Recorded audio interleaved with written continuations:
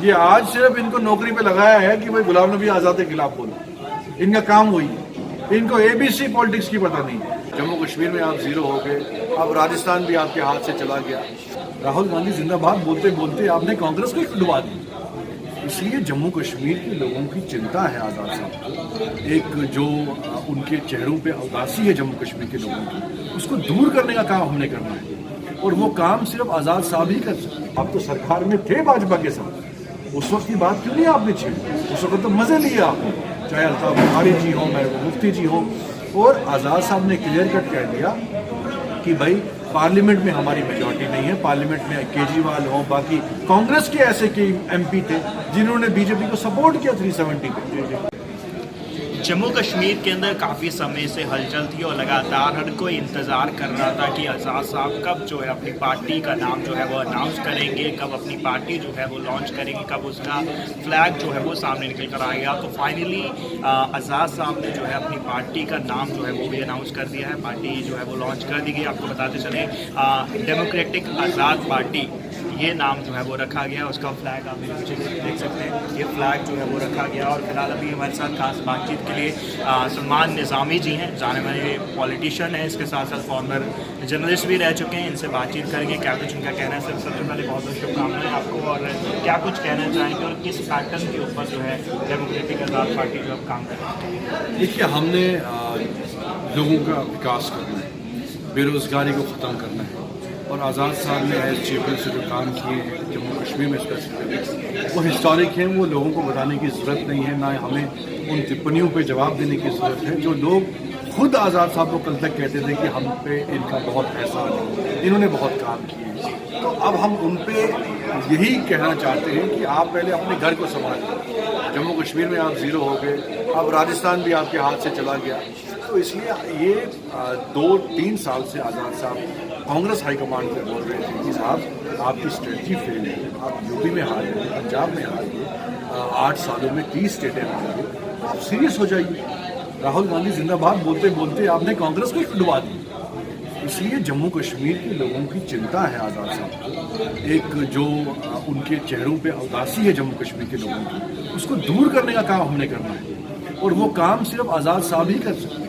जो इस मुसीबत में भाजपा सरकार ने उनको डाला है 8 सालों में, उस मुसीबत से गुलाम नबी आज़ाद साहब भी उनको बाहर निकाल सकते हैं। आज हमारा नौजवान जो है सड़कों पे प्रदर्शन कर रहा है, उस पर लाठियां बरसाई जा रही है, कोई पैकेज नहीं।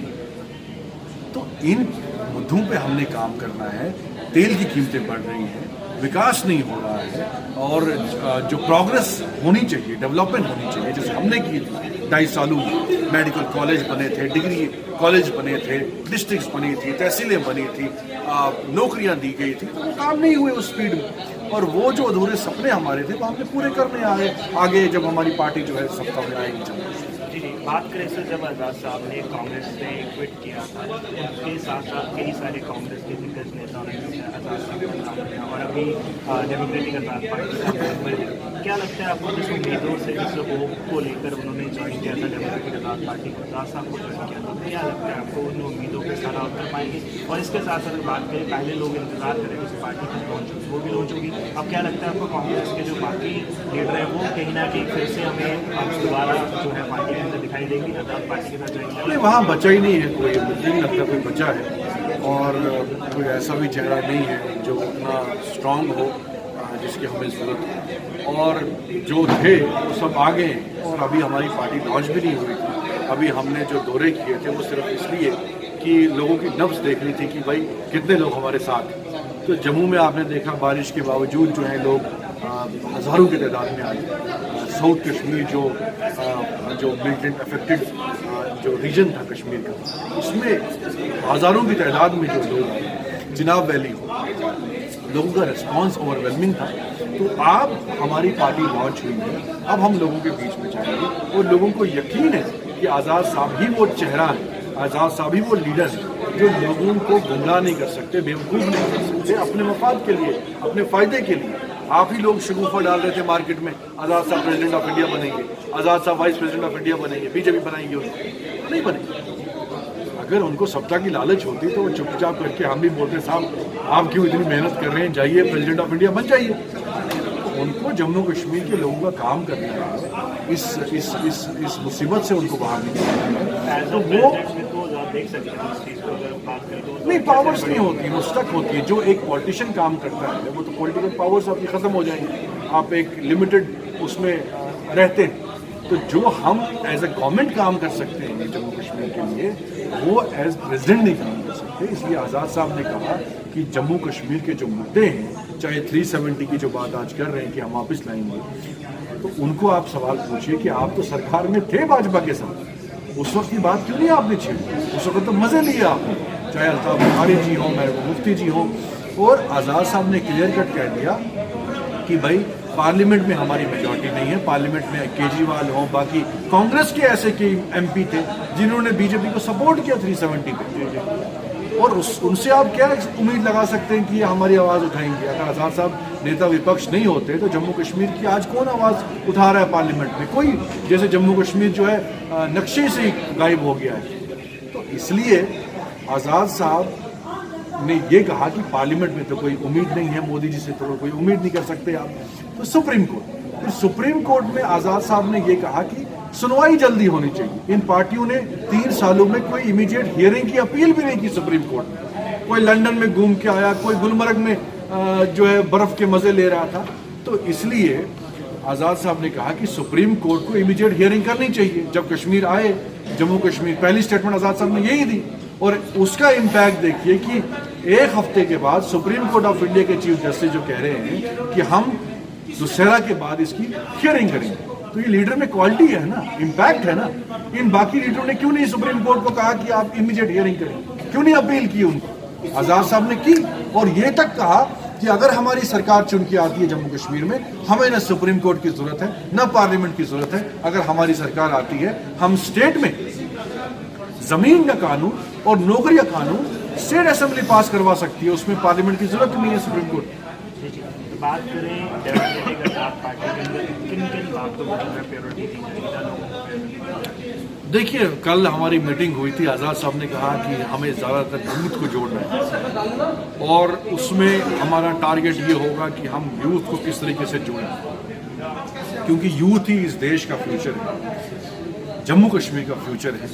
और आज़ाद साहब ने कहा कि आपने चलानी है पार्टी, चाहे उसमें सीनियर्स हों, जूनियर्स हों, महिलाएं हों, स्टूडेंट एक्टिविटीज़ जितने भी हैं, सब ने पार्टी चलानी है और लोगों के काम करने हैं। अब हम हैं, मैं अपनी मिसाल दूं कि आज जो कांग्रेस के लोग टीवी पे या सोशल मीडिया पे बड़े बड़े स्टेटमेंट दे रहे हैं, मैंने 15 सालों में उनको कभी देखा ही नहीं। मेरा तो आधा शरीर जो है छिल गया दिल्ली में धरने दे दे के।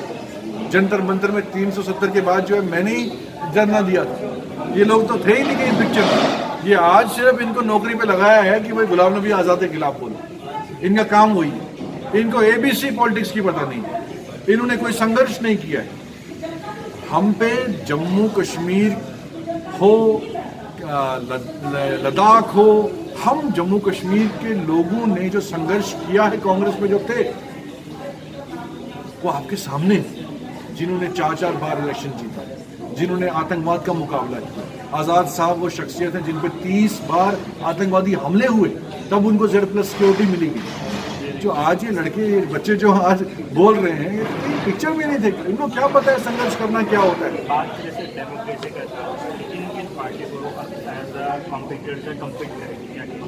देखिए, हमारा कम्युनल विचारधारा की जो भी पार्टियां होंगी उनका खिलाफ मुकाबला, जो जम्मू कश्मीर में इस वक्त सत्ता में है उनके खिलाफ हमारा मुकाबला, जो नीतियां बीजेपी की सेंट्रल लीडरशिप जो सरकार है उनकी नीतियों के खिलाफ हमें जम्मू कश्मीर में जाना है। और हमारा मैनिफेस्टो ये होगा कि ये काम जो है इनसे नहीं हुआ, ये हम बेहतर कर सकते हैं। और जम्मू कश्मीर के लोगों को उम्मीद है कि आज़ाद साहब जब चीफ मिनिस्टर बनेंगे, वो काम करने वाले व्यक्ति हैं।